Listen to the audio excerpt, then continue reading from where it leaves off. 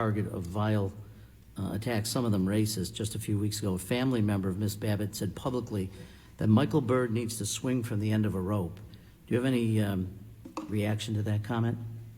No comment on that. No comment. Before I yield back, may I ask unanimous consent to enter into the record the following. An article from the Washington Post fact checker dated December 15, 2021 entitled, "No, Trump did not order 10,000 troops to secure the Capitol on January 6th. An article from CNN entitled, "Fact Checking Representative Jordan's Claim That Speaker Pelosi Was Responsible for U.S. Capitol Security on January 6th. A memorandum from the Secretary of Defense to the Secretary of the Army dated January 4th, 2021, restricting the activities of the D.C. National Guard. A letter from the Secretary of the Army to the Commanding General of the D.C. National Guard dated January 5th, relaying those National Guard restrictions. An excerpt from the Select Committee's transcribed interview with former House Sergeant-at-Arms Paul Irving. A copy of H-Con Res 40, a concurrent resolution expressing support for law enforcement officers that explicitly excluded the United States Capitol Police. A copy of an amendment to H-Con Res 40 offered in the Rules Committee by Ranking Member McGovern expressing gratitude to the Capitol Police who protected the Capitol on January 6th.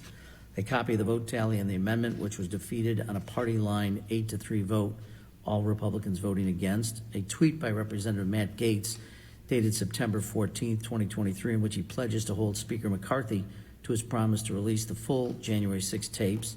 Tweet by Representative Matt Gaetz dated September 18th, 2023, in which he demands full release of the January 6 tapes in exchange for funding the government. And finally, a letter from Capitol Police Chief Tom Manger to Chairman Stile and myself dated September 18th, 2023, in which he renews his request to review all video footage requests received by the committee and address security concerns prior to release. Without objection. Without objection. Now I recognize the gentleman from New York, Mr. D'Esposito, for 5 minutes. Thank you, Mr. Chairman. I just want to make it very clear that I think all of our colleagues, the Republicans, have been very concerned about the response of the National Guard, which is why most of us have asked questions about the timing, about the authority, about you getting permission, and the fact that you had to get answers from two individuals who clearly were taking their orders from Speaker Pelosi. So I just want to make that very clear. Just touching quickly on the chamber evacuations. The Capitol was breached at 2:12 p.m. The House chamber did not start evacuating to 2:28. What was the reason for the delay? I'm not really sure what the reason for the delay is. Okay. They should have been called, the evacuation should have definitely been called earlier. And who would have made that decision? When I was up in the command center, I had two assistant chiefs with me that are in charge of operations. I had one assistant chief that's in charge of member protection, intelligence and protection, one in charge of uniformed operations. Either of those could have called it, but it should have been called earlier. Okay. And do you know what time the Senate chamber was evacuated? I'll see if I have it in my, give me 1 second, sorry about that.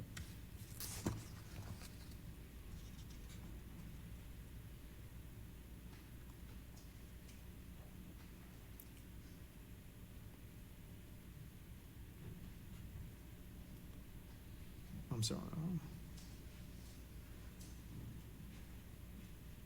I don't have that right in front of me Okay. right now, sir, sorry. No worries. So I'll move on to something else. So yesterday, Chairman Stile hosted a security briefing here in this room, brought all the stakeholders, the law enforcement agencies that oversee the Washington, D.C. area into one room to talk about the spiking violent crime and what we can do better. And I think something that has been a common theme, and probably not one that we're really proud of, but a common theme that we've all heard is staffing issues when it comes to the Capitol Police. Obviously, I think any law enforcement agency around the country right now would agree that the more people in uniform, the better. In your book, you wrote that on January 6th, United States Capitol Police would be subjected to the greatest staffing demands on the department's limited resources. And that, quote, "This would make pulling together the staffing for a large CDU detail even more difficult. What was it specifically about January 6th and the joint session that placed such significant demands on the staffing of your department? Anytime you have a joint session of Congress where you have both the House and Senate in session as well as the Vice President, they're holding a joint hearing, it's going to take a lot of work. And the problem that we have is with the Electoral College, when you're in there doing the certification, it can likely run into the early morning hours. So you have to prepare for 24-hour staffing for that. So that's what takes a lot of the resources. You know, we had prepared for, I think it was 223 hard CDU officers, as well as some officers on the perimeter. And that's about the most we can get on the outside. But it takes a lot of our staffing on the inside, sir. So you spent over 3 decades in the law enforcement arena, public safety, emergency management, it's all kind of tied in there. And as someone who has spent most of his adult life in the emergency management world, one of the questions that we always ask ourselves is, are we better off today than we were when we saw the last event unfold? And my question to you is, are we better off today than, God forbid, if we saw an event like January 6th unfold again? So I continue to be concerned. I know, like you'd mentioned, I think there was an influx of money coming in. That was key for getting some of the equipment and helping out with the training, but the officers are still very, very short. They're getting overworked, they're getting held over, and still making training difficult. But I would say as far as some of the equipment coming in, yes. As far as some of the politicization, which is the number one thing I'd recommend, you know, there's no reason you should be going and having members of Congress in an approval or review category for laws overseeing the Capitol Police. So that needs to be restricted. You know, let the Capitol Police Chief do his job. I agree. That's the number one thing I can say. Leave policing to the law enforcement professionals. That is correct. And if they mess up, hold them accountable. Exactly. Well, thank you for your service, Mr. Chairman. I yield back. Gentleman yields. I also want to clarify something Mr. Morelli brought up regarding bringing Mr. Irving before this committee. It is the intention of this committee to bring Mr. Irving before our committee, whether in a hearing or in a transcribed interview, which if either takes place, we will notify the minority and invite them to participate. With that, I now recognize the chairman of the full committee, Mr. Stahl, for 5 minutes. Thank you very much. Want to go back to your recollections in the transcribed interview of Mr. Irving. He said that on January 6th, the initial statement about the guard occurred on a phone call. You noted it's in his office, which is correct. Can you repeat the question, sir? Just so Yeah, no, absolutely. Mr. Irving said that on January 6th, the initial statement about the guard occurred on a phone call. You contend that you went into his office to discuss the guard. On January 6th? Yes. No, sir. I was in the command center on January 6th when we became under attack at 12:53. Okay. I was there for several hours until I left at approximately 5 p.m. to go see the vice president and go check on the Capitol. Thank you. On January 6th, Mr. Irving said that when you called and asked his permission to ask for the guard, he gave you permission. Is that correct? That is false. I think if you look at his testimony, he says when I first called him, I want to, just for clarification, at 2 o'clock, because I think his testimony is before I was saying I might be needing the National Guard. That is absolutely not true. When I first called at 12:58, I absolutely said we need the Guard now. I think my response was, I think we're getting our asses handed to us. And so, no, it wasn't correct that he gave me approval on the first call. So when comparing your transcribed interview with the January 6th committee and the transcribed interview of Mr. Irving, there seems to be some pretty big discrepancies in the timeline of events and how they happen. Can you explain the discrepancies? Maybe there's problems with recollection. The one thing I'd say is when you think there's discrepancies, realize that Congress did try and change the law to correct those discrepancies in the sense of they changed the law, giving the chief the authority now. So obviously they agree with my position. Well, I thank you for being here, Mr. Sun. And we really are working as chair of the full committee to depoliticize Capitol Police. I remain concerned that under the previous Congress, under the previous speaker, Capitol Police was politicized, and we're working to depoliticize the security apparatus on Capitol Hill. With that, I yield back. Thank you. Thank the committee chairman for his questions and being here today. Now recognize myself for 5 minutes. Just to finish up on the previous question, line of questioning regarding General Milley and his notification to the Senate of this particular intelligence, you had stated he did not notify you. Do you know if General Milley notified the Intelligence Division at all of this intelligence? I have no idea, sir. Okay. From what I recall, and I believe it was in your book, you had issued an all-hands-on-deck for officers to be present and on duty on January 6th. Is that correct? That is correct, sir. Do you know, was that order put in place with the Intelligence Division?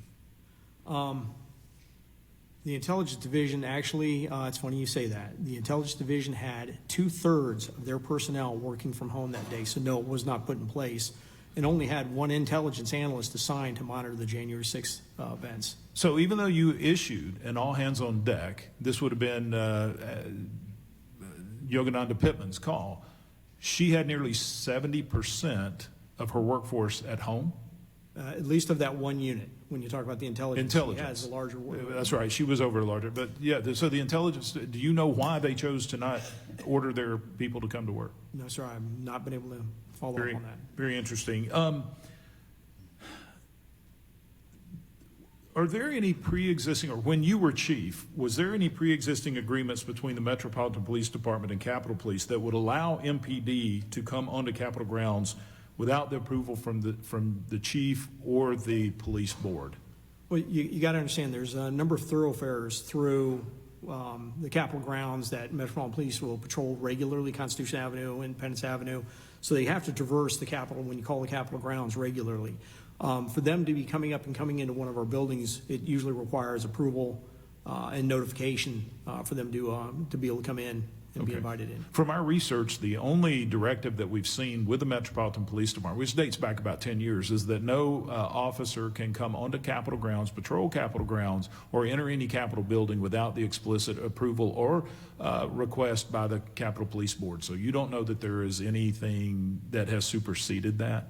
No, I don't. I'd have to say that there is a Metropolitan Washington Council of Governments mutual aid agreement that I believe exists, but I don't know how that interacts with that.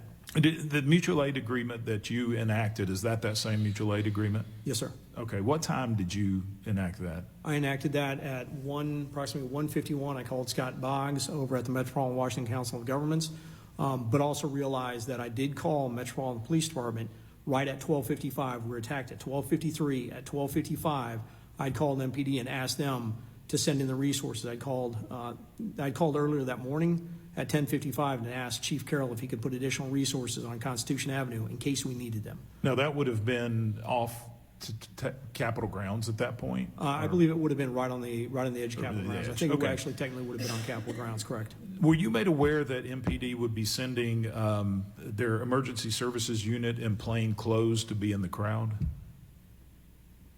I'm sorry, their electronic services unit, ESU. No, Yeah. no, sir, I was not aware of that. Okay, we actually have evidence and records indicating plainclothes MPD officers were on Capitol grounds on January 6th. And you're saying you weren't aware that they would have embedded those officers within the crowd. They didn't make you aware of that? No, sir, they did not make me aware of it. It's not unusual for agencies to have plainclothes units deployed around major events, but no, I was not made aware that they'd be on Capitol grounds.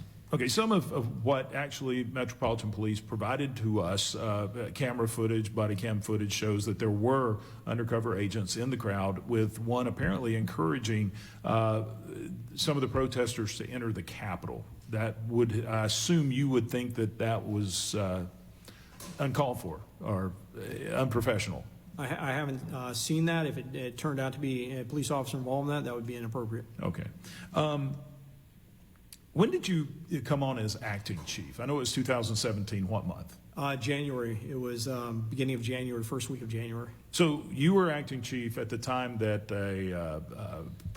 someone crazed by political rhetoric came on the baseball field, which I was on, and began shooting at members of Congress, Republican members. Yes, sir. That after-action report, do you remember that after-action report? I do, yes. We had two Capitol Police officers involved in that, and from what I remember, it was a pretty significantly large after-action report. Is that right? Yeah, I'd have to remember exactly, but yeah, that's Crystal Griner and David Bailey that were heroic in that event. But yes, substantial. I was involved in that as well as, other after actions. Have you seen the Capitol Police after-action report on January 6th? Yes, sir. The 27-page after action. Yes, sir. Does it surprise you that it's only 27 pages long? How many officers were here that day? I called in 1,700 officers, as well as there was a total of 18, our total was 1,457. So you figure a little over 3,000, 3,200 officers. Now, I would have expected a much larger after action. I was involved in the Navy Yard as the incident commander there. The after action there was at least 3 times that length. So that's what amazes me is that this after-action report of the Capitol or the baseball shooting with 2 officers involved, 15 or 16 members of Congress received this comprehensive after-action report, but the January 6th after-action report literally is just a handful of pages, and it's very sketchy. Who was responsible for that after-action report? I don't remember the exact date that it was published. I don't know if that would have been the acting chief Pittman or the new chief Manger. Yeah, I think it was acting chief Pittman. Finally, this will be my last question. I appreciate you being here with us and being so vigilant. You have mentioned earlier in response to a question by the minority that there should be others that are held accountable to this. Who else do you believe that should be held accountable? So when I talk about holding people accountable, I think you're dealing with a morale issue. I think right now on the police department, that's one of the big issues that you face when you talk to the officers. And I agree with Representative Torres. These were heroic officers. They're working really hard all the time, and I appreciate that. But there's a morale issue. And I think part of that morale issue goes to the fact that people haven't been held accountable. Failures haven't been identified, and people that have been left in certain positions that should be identified as contributing to some of the issues we had that day. But in contrasting that, there are individuals who, I believe you even mentioned this in your book, that acted above and beyond the call of duty or above and beyond their position, who were actually terminated from the Capitol Police, and there were many whistleblowers that were retaliated against. And that's exactly what we're trying to get at here. We thank you for spending time with us today. Thank you for your service. It's been exemplary. And look, you had the ability to just step away and go in obscurity like some that were here that day have. But you chose to stand up and see that justice is done, and that more importantly, that we do correct the wrongs and we secure this Capitol. It is not the intention, as has been mentioned several times, for this committee to rewrite history. History is there. Violence was done. We want to get to the truth of how there was a security failure at this Capitol so that we can ensure that it never happens again. Members of the subcommittee may have some additional questions for you. We ask you please respond to those in writing. Yes, sir. Without objection, each member will have 5 legislative days to insert additional material into the record or to revise and extend their remarks. If there's no further business, I thank the members for their participation. Without objection, the subcommittee stands adjourned.